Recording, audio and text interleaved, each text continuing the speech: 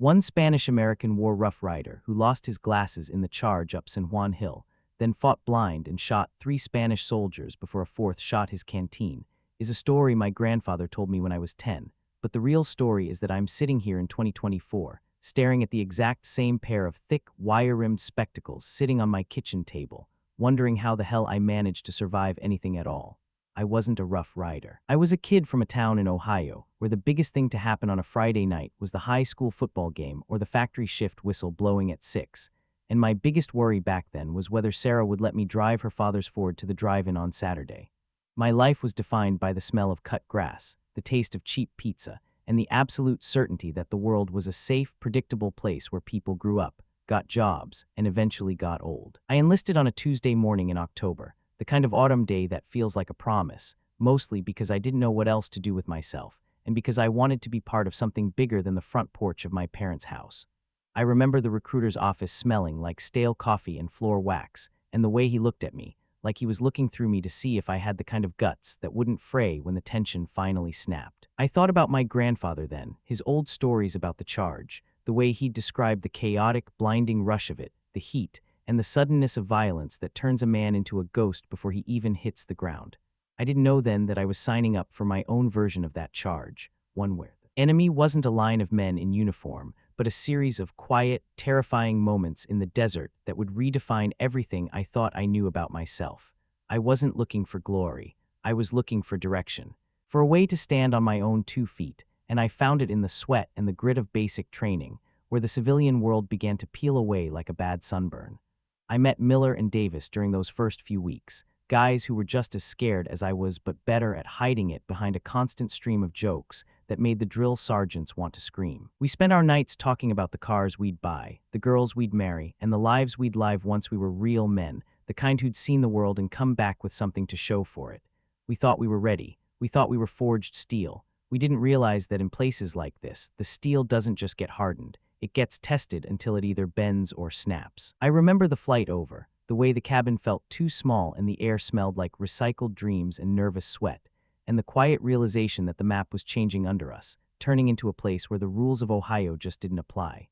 I spent my downtime at the FOB, staring at the dust, watching the heat waves shimmy off the ground, and trying to write letters home that didn't sound like the frantic, hollow things they actually were. I kept the real stuff in my head, the dark, jagged pieces of reality that I knew would scare my mother or make my girlfriend feel like she didn't know me anymore.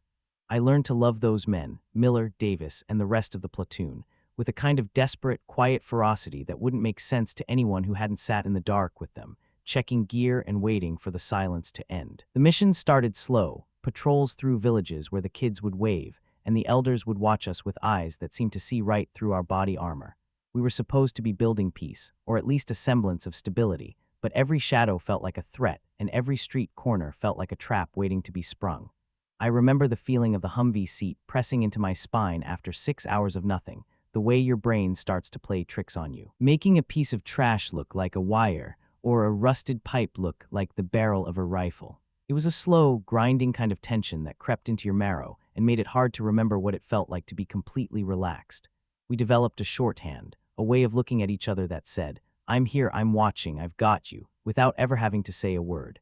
It was a brotherhood born of the constant, unspoken threat that at any second the landscape could erupt into something neither of us could control. I think about the night before everything changed. The way the moon hit the desert sand and made it look like a sea of white bone. We were sitting on the edge of the perimeter, eating cold MREs and talking about the future like it was a destination we were all definitely going to reach. Miller was laughing, that loud, contagious laugh of his, talking about how he was going to open a shop back home, how he was going to fix up his old man's truck, and for a second, the war felt like a distant, temporary thing that couldn't possibly touch us. I didn't say anything, I just listened, holding onto the sound of his voice, sensing the fragile, perfect joy of that moment, knowing even then that it was too good to last. The air was cool, the radio was silent, and for a moment we weren't soldiers. We were just boys in the dark, and we were invincible. The next morning, the briefing was short. The CO pointed to a spot on the map, a grid coordinate that looked exactly like every other point in the desert, and told us we were heading into a sector that had been quiet for weeks. It was supposed to be a routine sweep, a way to keep the locals on their toes and show the flag, but there was a stillness in the air that felt wrong, like the pressure before a thunderstorm. We loaded up, the familiar clank of equipment, and the weight of our packs becoming a second skin. And I checked my gear for the third time, my fingers tracing the outline of the spare magazines, the radio, the med kit, all the things that suddenly felt very small against the scale of what we were about to walk into. I looked over at Miller as he climbed into the lead vehicle, and he gave me a thumbs up, a grin on his face that looked like it belonged on a high school yearbook cover. He didn't know and I didn't know, and the silence in the desert seemed to be waiting for us to make the first move, to step into the space where the story would finally stop being a series of patrols and start being a memory that would never leave me. I remember the way the sunlight hit the dashboard, creating a glare that made it hard to see the road ahead, and I adjusted my glasses, feeling the cold weight of the frame against my nose, a tiny, fragile anchor in a world that was becoming increasingly unmoored.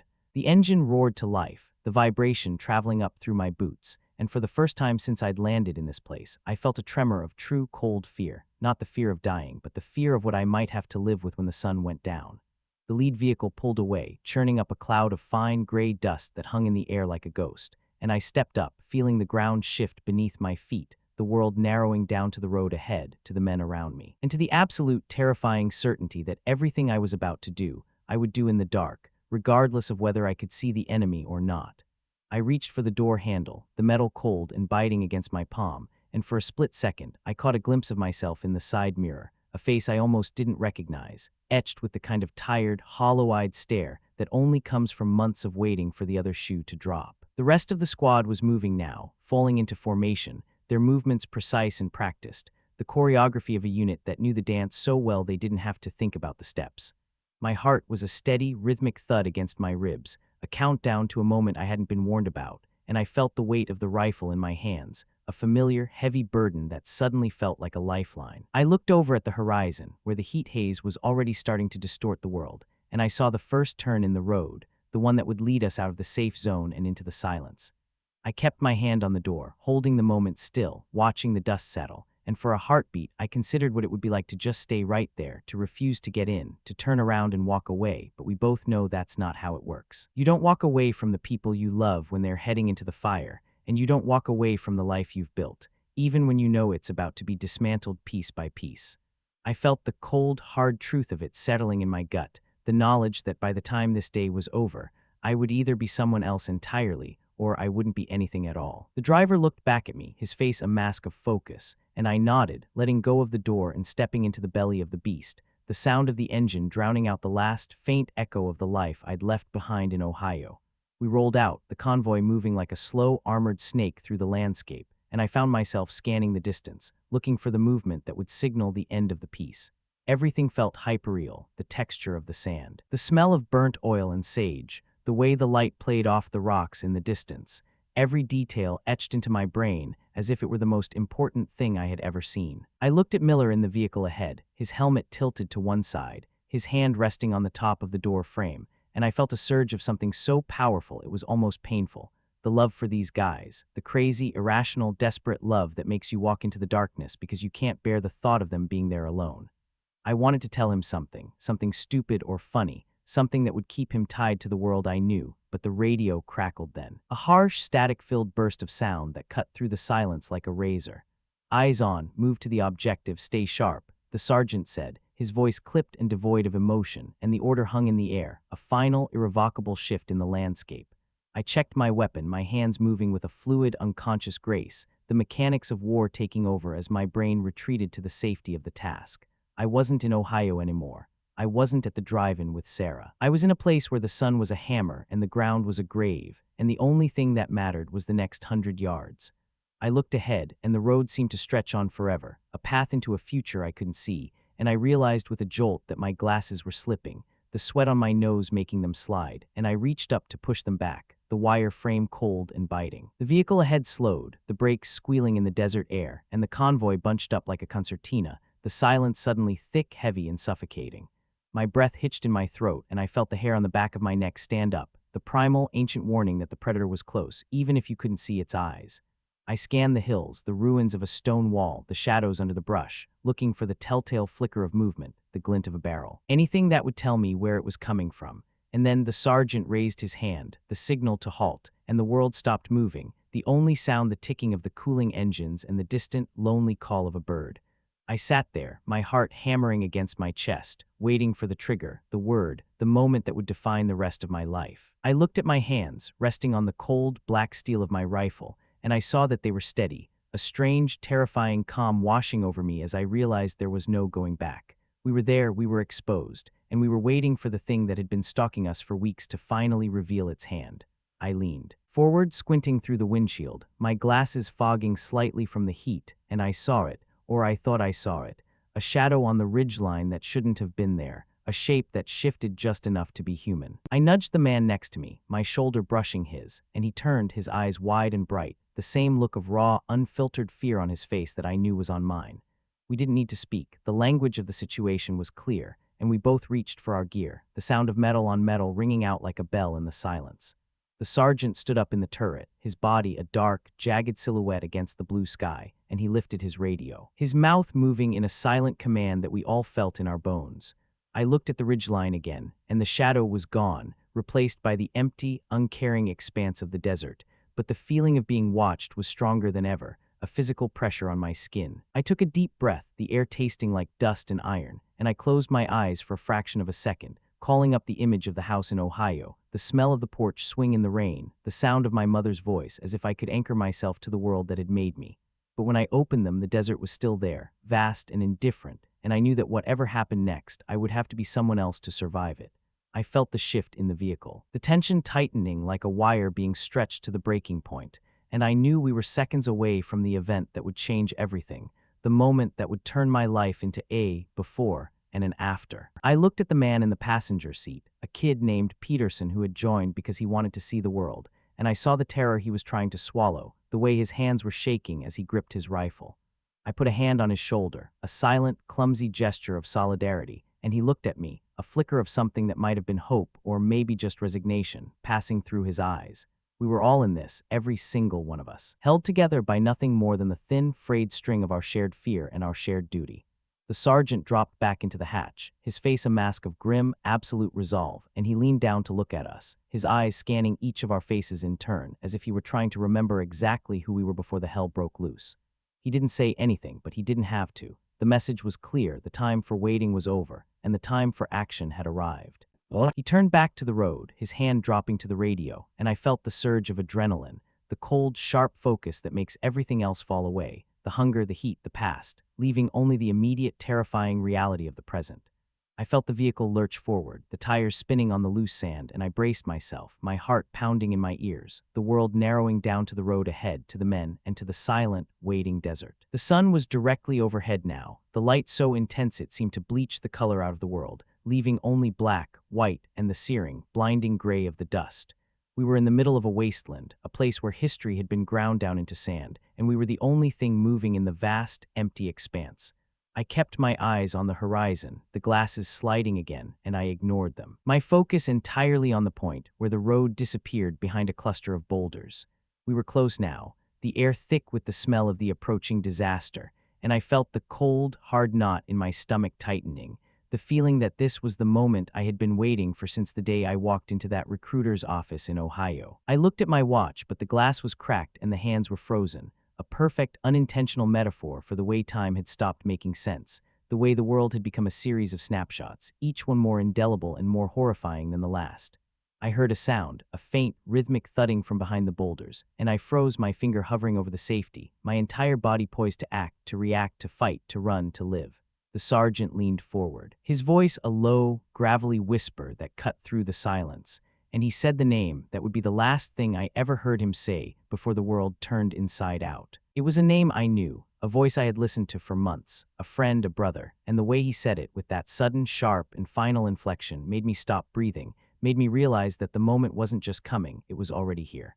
I felt the world tilt, the horizon shifting beneath my feet, and I knew, with the kind of clarity that only comes in the final second before a wreck, that the man I was when I walked out of that factory in Ohio was about to be left behind, lost somewhere in the dust and the heat of this God-forsaken place. I gripped the rifle, my knuckles white, and I braced myself for the shock, for the sound, for the change that would never be reversed, the moment that was, in truth, the only thing I had ever really known. The sergeant spoke the name one more time, his voice cracking just a little, a sound of such profound, human vulnerability that felt like a knife in the chest, and I looked forward, the road opening up, the boulders looming and the silence finally, inevitably, shattering into a million pieces. The sound wasn't a roar, not at first. It was a rhythmic, dry popping, like someone snapping a branch deep in a quiet forest, followed immediately by the sharp, metallic ping of leads striking the armored door right beside my ear. Time didn't slow down. It shattered into tiny, jagged fragments, each one forcing me to react before my brain could even register the last. I heard Miller shout something, maybe a warning, maybe a name, but his voice was swallowed by the sudden, violent surge of the Humvee as the driver slammed it into gear and gunned it forward, the tires throwing up a spray of shale and sand that hit the windshield like buckshot. My body moved because it had to, muscle memory taking over, my hands locking onto the weapon and the door frame, bracing against the sickening lurch of the vehicle as it swerved to find cover behind the very wall I had been watching. I looked down at the floor of the Humvee and saw a cigarette butt Miller had flicked there 10 minutes ago, still half-lit and smoldering, and I remember thinking, with a terrifying, hollow clarity, that the world was still spinning for that stupid piece of paper, even as we were being torn apart. We hit the wall, the impact slamming my shoulder into the frame so hard it felt like something had snapped. But there was no time for pain, not when the air outside had turned into a chaotic, whistling swarm of invisible hornets. I kicked the door open, the hinge groaning in protest, and tumbled out into the dust, the ground pressing against my chest with a searing, dry heat that felt like a slap. My glasses were crooked, sliding down my sweat-slicked nose, and I yanked them off, stuffing them into my pocket, the world blurring into a terrifying, impressionistic smear of gray earth and orange flashes. I didn't think about my mother or Sarah. I didn't think about Ohio or the drive-in or the smell of cut grass. I was a single raw nerve, crawling toward the cover of a rusted-out oil drum, my boots scraping against the hard-packed dirt. A few feet away, Peterson was lying face down, his back heaving in short, jagged gasps, and I saw a dark, wet patch spreading rapidly across the back of his camouflage vest, a color so deep it looked like ink against the sand. I crawled toward him, the dirt filling my mouth with the taste of ancient, bitter minerals. And when I reached him, I grabbed his vest and hauled him, his body limp and surprisingly heavy, dragging him toward the shallow depression behind the wall. I heard someone screaming. It might have been me, or it might have been the wind or the sound of the world ending.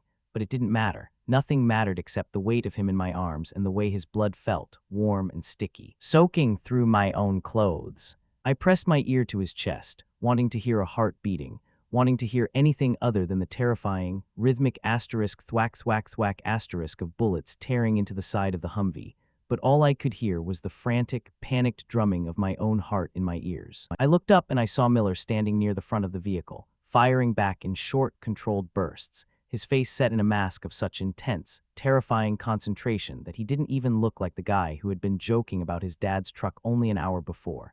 He was beautiful and he was terrifying. A man doing the only thing he knew how to do, standing in the middle of a hail of lead to buy us a second of breathing room.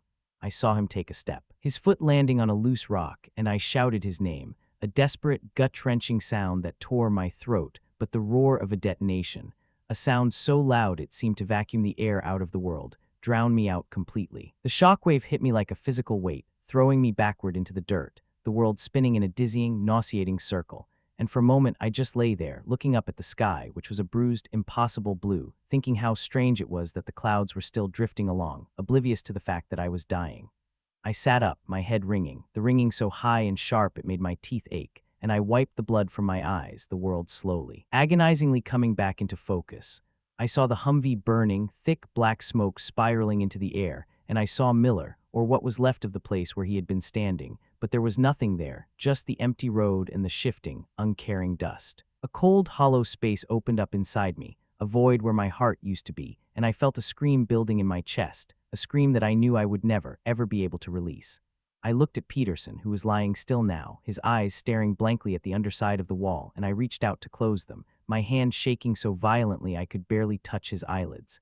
I wasn't a soldier anymore. I was a child in a desert, a man who had lost everything in the span of 4 seconds, and I was sitting there, covered in the blood of someone I loved, watching the fire eat the rest of my life. The firing had stopped, the silence returning with a sudden oppressive weight that felt heavier than the noise, and I heard the sound of my own breathing, ragged and wet, echoing against the stone. I stood up, my legs feeling like lead, my gear weighing 1,000 pounds, and I looked down the road, expecting to see the enemy, expecting to see a face, a shadow, anything to explain why we were here and why they were dead. There was nothing. Just the desert, empty and wide and indifferent, the heat waves shimmying off the road as if nothing at all had happened, as if the last few minutes hadn't been a violent, soul-crushing tragedy that had erased half of everything I knew. I walked toward the burning Humvee, the heat hitting my face like a furnace, and I saw pieces of gear scattered everywhere: a boot, a shattered radio, a canteen crushed into the dirt, the debris of a life being dismantled by a force that didn't even know we existed. I reached the vehicle, my hands outstretched, searching for something, a sign, a weapon, a piece of evidence, but everything was melting, the plastic warping in the heat, the metal groaning as it yielded to the fire. I saw a photograph sticking out from under the dashboard, the corner curled and singed, and I reached in, my fingers burning, and pulled it out, clutching it to my chest like a talisman. It was a picture of Miller, laughing on the hood of his dad's truck, the one he'd been talking about the night before, his face bright and full of a future that had been extinguished in the time it took to pull a trigger. I stared at his smile, the image so vivid it felt like I was looking at him standing right there, and I felt the tears finally come, hot and stinging, trailing through the dust and blood on my cheeks. I wasn't crying for him. I was crying for the version of me that had been standing there with him, the kid who thought he was going to save the world, the kid who hadn't realized that the world doesn't care if you live or die. I looked back at the wall, at Peterson's body, at the long, empty road that stretched out in both directions, and I felt a cold, jagged piece of reality lodge itself in my throat, the knowledge that I was the only one left, and that the only reason I was still breathing was a matter of pure indifferent chance. I sat down in the dirt, the heat of the fire on my back and the chill of the dead in my heart, and I began to laugh. It wasn't a happy laugh. It was a dry, hollow, rattling sound that tore at my lungs, the sound of a man whose sanity had just reached its limit and decided to leave the building. It went on for a long time, the only sound in the vast, empty desert, and I didn't care who heard it or what it meant, because in that moment, it was the only thing that made sense. I was alive, and they were not, and the gap between those two facts was a canyon that no amount of logic or prayer or courage could ever cross. I looked at the photograph again, the paper crisp and fragile, and I tucked it into my pocket, right against my skin, the only part of Miller that I had left to carry. I stood up again, my movements mechanical, my brain empty, and I began to walk toward the spot where the others would be coming, the ones who had been trailing behind, the ones who had heard the explosion and were likely rushing toward the smoke. I didn't want them to see me like this, but I didn't have the energy to care, the fatigue moving into my muscles and settling there like concrete. I walked with a steady, limping gait, my shadow stretching out long and thin across the sand, and I saw the first of them appearing over the rise, their silhouettes dark against the blinding light of the afternoon. They were moving in a rush, their weapons raised, their faces masks of panic and urgency, and I stopped, standing perfectly still, letting them see me, letting them see what was left of the patrol. They reached me in a blur of shouts and hands, grabbing my shoulders, checking me for wounds, asking questions I couldn't hear or couldn't answer, and I just stood there, the weight of the world on my shoulders, looking past them at the burning vehicle. I saw the sergeant, his face pale and tight, his eyes searching the site for the men he had been responsible for, and I watched the moment the realization hit him, the way he dropped his rifle, the way his hands went to his head, a gesture of such profound, defeated grief that I wanted to look away but couldn't. I was still there, the witness to the end of a world, and I felt the cold, hard truth of it settling into my bones, that we weren't heroes, and we weren't victims. We were just men caught in a grinder that would keep turning until there was nothing left to process. I sat down in the sand, the grit cold against my skin now that the sun was starting to dip, and I watched them move around the wreckage, their voices muted and indistinct, the rhythm of the rescue effort a background noise to the absolute, crushing silence in my own head. Someone brought me water, and I drank it, the taste of it metallic and strange, and I felt the cold, hard shock of it sliding down my throat, a reminder that I was still here, still tethered to the earth. I looked up at the sergeant, and he was standing a few feet away, his face turned toward the horizon, his mouth a thin line of grim, agonizing concentration, and I knew that he was thinking the same thing I was, that the report, when it was finally written, would be a collection of words that could never, ever encompass the truth of what had happened here. I felt a sudden, sharp pain in my side, a stinging sensation where the shrapnel had torn through my vest, and I winced, the movement drawing the attention of a medic who came running, his hands covered in blood that wasn't his. He started to work on the wound, his touch gentle and professional, his face a mask of focus that I found strangely comforting, even as the reality of my own fragility made me want to collapse. I leaned back, closing my eyes, and I let the world fade away, the sounds of the radio, the clatter of gear, the voices of the men, all of it becoming a dull, rhythmic hum that lulled me toward the edge of exhaustion. I was still there, still in the middle of it, still carrying the ghost of the man who had been my brother, and I knew that this was only the beginning of the long, dark walk home.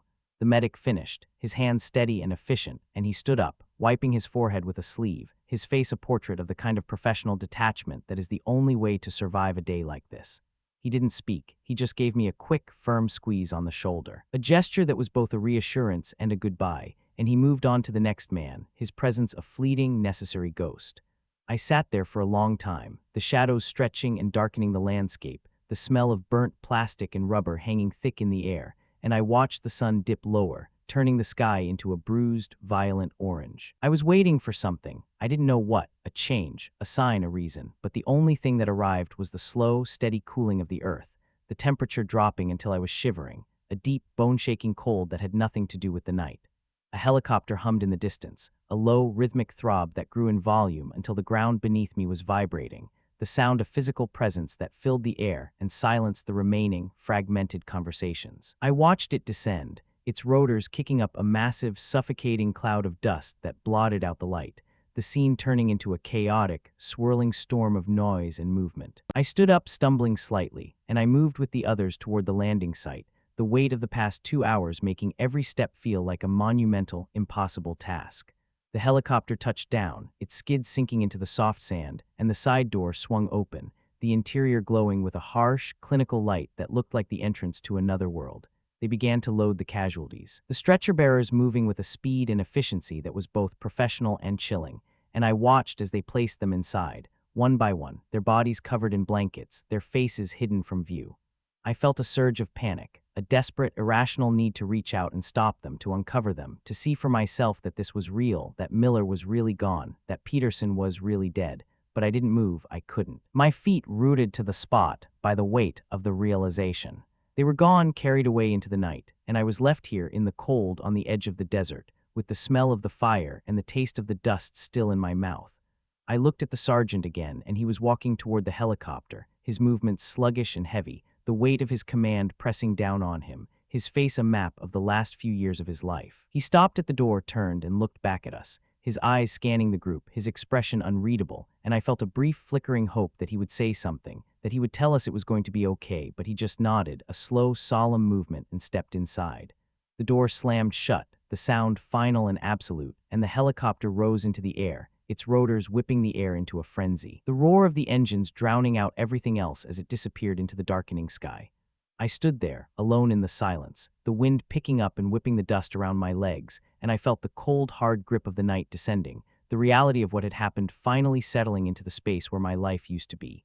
I was still here, and the others were gone, and the world was continuing to turn, oblivious, uncaring, and vast. I looked down at the ground, and I saw a single, spent casing from Miller's rifle, a small brass object glinting in the dying light, and I reached down, my fingers shaking, and picked it up, the metal still warm, a tiny, precious piece of the man who had been my brother. I tucked it into my pocket with the photograph, the two of them a small, heavy burden, and I started to walk, my feet finding the path in the dark, my eyes fixed on the distant, flickering lights of the FOB. I walked for a long time, the silence of the desert a vast physical presence that seemed to press against my skin, and I felt the cold, hard rhythm of my own heart, a steady, persistent reminder that I was still alive, even when everything in me felt dead. I was walking back into a world that didn't know yet, a world that was still turning, a world that was still going to expect me to be the same man who had walked out of it only a few hours ago. I wasn't that man, and I would never be him again, the change deep and permanent, a scar on my soul that no amount of time would ever fully heal.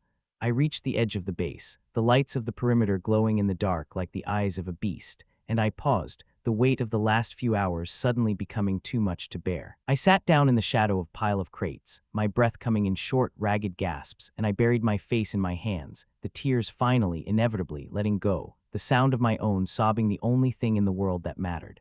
I was there, I was alone, and I was broken, and as I sat in the dirt, the cold seeping into my bones, I realized that this was it. This was the truth of the war. This was the secret they didn't put in the brochures. This was the moment I had been waiting for all my life, and now that it was here, I didn't know how to survive it. I felt the cold, hard weight of the casing in my pocket, the memory of Miller's laugh in my mind, the image of Peterson's face in my head, and I knew that I would carry them with me, everywhere I went, for the rest of my life. A silent, heavy, and unbreakable burden. I stood up, the movement slow and deliberate, and I walked through the gate, the guard nodding to me with a blank, unseeing expression, the routine of the base continuing as if the world hadn't just ended. I walked past the tents, the rows of equipment, the hum of the generators, all of it familiar, yet all of it feeling like a foreign, hostile country, a place where I didn't belong anymore. I reached my bunk, the small, narrow space that had been my home for the last few months, and I sat down, my body aching, my mind blank. The silence of the room, a physical weight that pressed against my ears. I took off my boots, the leather stained and heavy, and I laid down on the mattress, the fabric thin and scratchy against my skin, the room dark, save for the faint, flickering glow of the night lights in the hallway. I closed my eyes, the exhaustion washing over me, but the images were still there, bright and horrifying, a loop of light and sound and shadow that I couldn't escape. I was in the middle of it, the war, the loss, the horror, and I was still in the middle of it, the moment of the crash. The sound of the explosion, the sight of Miller gone, all of it repeating over and over in the dark. I didn't know what was going to happen next. I didn't know how I was going to wake up tomorrow. I didn't know how I was going to walk out into the sunlight and pretend that I was still the same man, but I knew that I had to because there was no other way, no other option, no other choice. I turned on my side, pulling the thin blanket up to my chin, and I waited for the morning. The long, dark hours ahead a testament to the fact that I was still here, still breathing, still carrying the ghost of everything I had lost. The hours stretched, thin and brittle, the silence of the tent interrupted only by the distant, rhythmic thumping of the generators, a sound that felt like the heartbeat of a machine that didn't know how to stop. I lay there, my eyes wide in the dark, the images of the desert, the fire, the blood, all of it burning into the back of my eyelids, a sequence of events that was as much a part of me as my own skin. I tried to think of Ohio, of the porch, of the drive-in, of the life I had left behind, but those memories were faint and distant, like the lights of a city seen from the deck of a ship in the middle of the ocean. They were there, but they were unreachable, a dream I had once had, a version of the world that no longer existed for me. I thought of Sarah, of the way she laughed, the sound of her voice, the feeling of her hand in mine, and I felt a sudden, sharp pang of guilt, a realization that I was already leaving her behind, that the man she was waiting for was gone, replaced by someone who had seen too much and lost too much to ever be whole again. I closed my eyes tighter, trying to hold on to the image of her, but it was slipping, sliding away into the dark, and I felt the cold, hard despair of it. The realization that I was becoming a ghost even while I was still alive.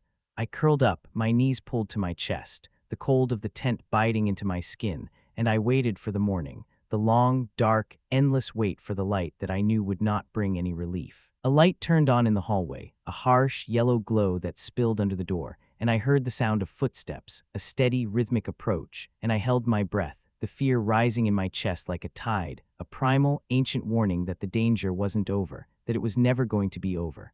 The door creaked open, and the sergeant stood there, his face shadowed, his presence a dark, looming figure in the doorway, and he didn't say anything. He just stood there, looking at me, his eyes searching my face, his expression one of profound, silent understanding. He knew he had seen, he had been there, and in that moment the connection between us was a physical, palpable thing, a link forged in the heat and the fire and the death of the day. He didn't speak, he didn't have to, he just reached out, his hand resting on the frame of the door, and he stayed there for a heartbeat, a gesture of solidarity, of acknowledgement of shared, terrible knowledge. Then he turned, the door creaking shut, the light vanishing, and I was alone again in the dark. The silence rushing back in to fill the space, the weight of the world pressing down on me once more. I lay there, my eyes open, the images of the day still burning in my brain, and I waited for the morning, the long, dark, endless wait for the day that would be the first of many, the beginning of the rest of my life, the life that I was now forced to live, the life that was the only thing I had left. The morning light began to bleed into the tent, thin and gray, the air in the room turning from cold to stagnant, the silence finally beginning to break with the sounds of the base coming to life, the distant metallic ringing of tools, the hum of machinery, the shouts of men, the routine of the war starting all over again.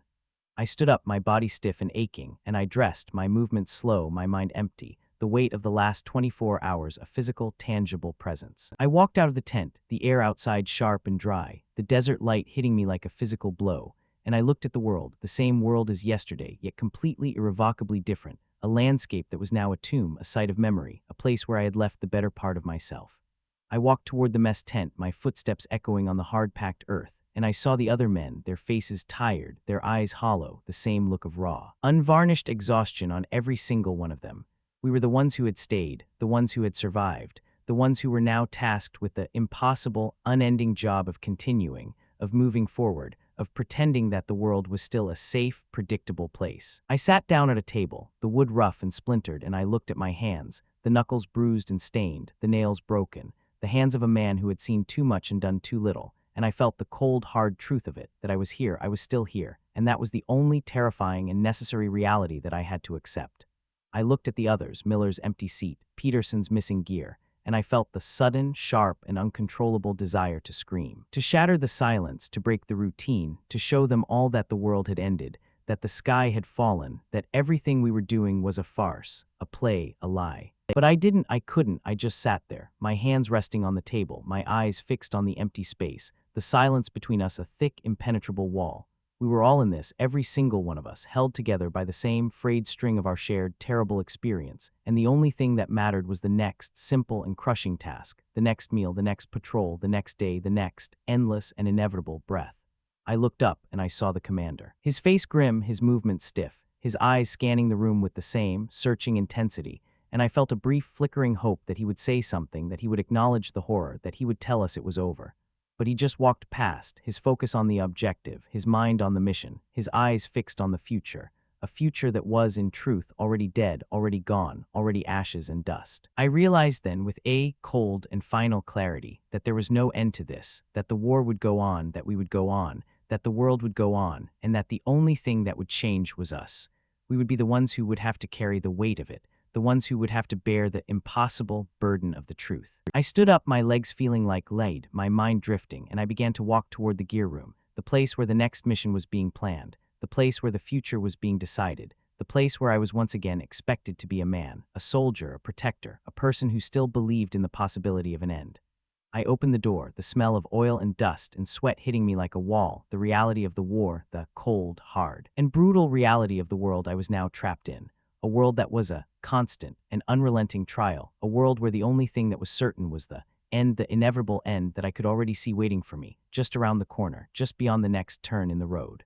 I stepped inside, the light dim, the air thick with the sound of the preparations, the life of the base continuing around me as if nothing had happened, as if the world wasn't already burning, as if I wasn't already lost. I picked up my rifle, the steel cold and heavy against my palm, the weight of it, the simple and final weight of it, a grounding and terrifying presence, a reminder that I was still here, still tasked with the impossible, still expected to be a part of it, still required to be a witness to the end that I had already seen with my own eyes a million times, in the silence of my own head over and over again, until there was nothing left to fear, nothing left to lose, nothing left to feel, but the absolute and crushing presence of the void that I was now forced to carry through the rest of my life like a stone in the heart of my own being forever. The flight home was not the homecoming I had spent months imagining in the back of that humid, cramped Humvee. It was 18 hours of pressurized silence, 30,000 feet above an ocean that looked like dark glass, while the men around me slept in the unnatural, twitching postures of people who were still waiting for the next hit. I didn't sleep. I watched the emergency exit handle, my fingers tracing the cold metal of the spent casing in my pocket over and over, until the edges were worn smooth against my skin. I kept thinking about the moment the landing gear would finally slam into American soil, wondering if the jolt would be enough to shake the desert off my boots, or if it was glued there, a permanent layer of dust and blood that would follow me into the grocery store, into the bedroom, into the quiet of my own kitchen. When we finally touched down at the base in California, the sound of the tires screaming against the tarmac felt like a gunshot, and for a split second, I didn't see the runway lights. I saw the burning orange of that engine block. The terminal was a blur of fluorescent lights and people who looked too soft, too clean, their lives composed of easy problems and predictable outcomes. Then I saw her. She was standing near the gate, wearing that blue sweater she'd sent me in the fall, the one I'd slept with under my head for 3 months, and she looked so impossibly real it made my chest ache. When she saw me, her face went through a dozen different shapes: relief, terror, hope. And then she was running, her heels clicking against the linoleum. When she hit me, the impact should have been the most beautiful moment of my life, but all I could focus on was the way her hair smelled like flowers, a scent so far removed from the reek of fuel and decay that it felt like an intrusion, a violation of the space I was still occupying. I held her, but my arms were stiff, my muscles locked in a defensive posture I couldn't command them to abandon, and when she pulled back to look at my face, she didn't say anything, but her eyes went wide. She saw the gap. She saw the man who had come back in the uniform of the man she had sent away. The first night in my own house in Ohio, I lay on the mattress staring at the ceiling, waiting for the sound of incoming fire. The silence of the suburbs was louder than any explosion. It was a heavy, suffocating pressure that made my skin crawl. When a car backfired down the street at 2 in the morning, I was off the bed and halfway to the floor before I was even conscious, my hand groping for a weapon that wasn't there, my lungs burning for air that hadn't been filtered through a gas mask. My wife stood in the doorway, her silhouette pale against the hallway light, and she didn't scream or run. She just stood there, watching me crawl behind the vanity. That was the moment I realized I had brought the desert home with me, and I was going to be the only one who could see it. The months that followed were a long, jagged navigation of a world that refused to acknowledge it was missing pieces. I went to the VA, sitting in a beige chair in a room that smelled like floor wax and old paper, listening to a man in a suit talk about coping mechanisms while he looked at a clock on the wall. I didn't tell him about the casing. I didn't tell him that I still checked under my car for wires every single morning, or that I stopped driving on the right side of the road because I was convinced there was an IED buried in the asphalt. I'd be at the dinner table with my parents, listening to them talk about the new roof they were putting on or the price of groceries, and I'd be laughing along, eating a steak that tasted like nothing, when suddenly the room would go silent. It wasn't them, it was me. I'd be back there looking at Peterson's eyes, and I'd have to force myself to breathe, to put the fork down, to swallow, to stay in the room where the walls were solid and nobody was dying. The guilt wasn't a sharp pain anymore. It was a dull, constant throb, like a broken bone that never set right. I'd see a guy on the street who looked like Miller, someone with his walk or the way he held his head, and my heart would stop, a cold, jagged spike of hope that was immediately crushed by the reality of the photograph in my wallet. I survived because of chance, a brutal, ugly, unearned roll of the dice, and every day I spent doing normal things, buying coffee, watching a movie, sitting in traffic, felt like I was stealing time from someone who had earned the right to grow old. I tried to talk to my wife about it, but the words would catch in my throat, sounding hollow and wrong. How do you explain the smell of burning plastic to someone who only knows the smell of rain on hot pavement? How do you explain that you're proud of the men you served with, and that you'd give anything to never have met them? Yet there were moments, small and bright and terrifyingly fragile, where the light seemed to break through. It was the way the sun hit the fields in October, the gold and brown of the stalks reminding me that things grew and died and were meant to continue. It was the way my wife would reach for my hand while we were driving, not asking anything, not expecting anything, just grounding me, anchoring me to the earth when I felt like I was drifting off into the void. I started going to the woods alone, sitting by the creek where the water ran over the stones, the sound of it masking the ringing in my ears. I sat there for hours, not praying, just existing, watching the water move, realizing that the world didn't care about my guilt, that it was busy, growing, changing, indifferent to the ghosts I carried. I stopped fighting the memories and started letting them sit next to me, like old, unwanted guests. I kept the casing in my desk, a small, heavy piece of truth that I touched whenever the panic started to climb, a reminder that I had survived and that surviving was a job, not a prize. I stopped checking for wires under the car, though the urge never truly left, and I started sleeping through the night, even if the dreams were still there, waiting for me in the dark. I learned that the gap between who I was and who I am now isn't something to be closed, but something to be walked across, every single day with a steady, limping gait. I am still here. I am still standing in the kitchen, making a cup of coffee at 2 in the morning, the house quiet, the air cool, the shadows long and steady against the wall. I look out the window at the dark backyard, the trees swaying in the wind, and for the first time in a long time, I don't see the desert. I just see the night. I have a life again, one that is smaller and more specific, but it is mine, and I have decided to keep it. I put the mug down, the ceramic clicking against the granite, and I realize that the silence doesn't hurt as much as it used to. It just is, vast and wide and entirely my own. There's a lot left to do tomorrow, a lot of living to catch up on, and for the first time since the world shattered in that desert, I think I might actually be ready to wake up when the sun comes over the trees. It's quiet now, and the coffee is hot, and that is enough. Everything else is just a story that I finally don't need to tell.